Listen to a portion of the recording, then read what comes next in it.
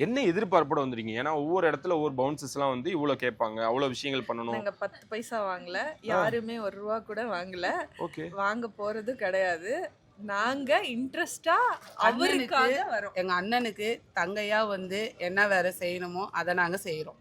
இல்ல எங்க ஒரு அண்ணனுக்கு பணிக்காக வந்திருக்கீங்க. அதுக்கான எங்களோட ஊதியம் இல்லாம கடமை எங்களுக்கு வேணாம். ஆ, எங்களுக்கு காசு வாங்கி அவ்வளோதான். யாருமே இங்க இங்க இருக்கிற யாருமே ரூ. 1 கூட வாங்குறவங்க கிடையாது. எந்த ஒரு காச எதிர்பார்ப்பும் பத்தி இல்லாம இந்த தானே. இந்த கட்சியில காச பத்தி யாரும் பேசவும் கிடையாது. குடுக்குறேன்னு சொல்லல, நாங்க வாங்குறோன்னு சொல்லல.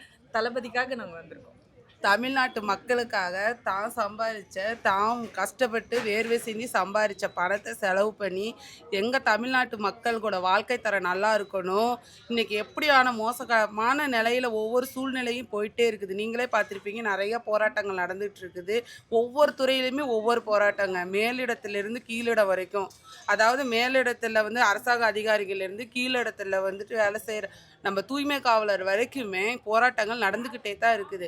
அப்படியாப்பட்ட காலகட்டத்தில் ஒரு மாற்றுதல் வரணும், ஒரு மாற்றம் வரணும் அப்படின்னு சொல்லிட்டு தான் தான் ரத்தம் சிந்தி சம்பாதிச்ச ஒவ்வொரு பணத்தை வந்து இன்றைக்கி மக்களுக்காக செலவு பண்ணி வர எங்கள் தலைவருக்காக நாங்கள் நிற்கிறத கௌரவமாக நினைக்கிறோம்.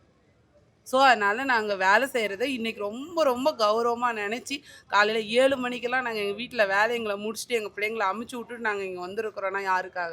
எங்கள் அண்ணனுக்காக. வருங்காலத்தில் தமிழ்நாட்டில் 2026 கண்டிப்பாக ஒரு மாற்றம் வரும்.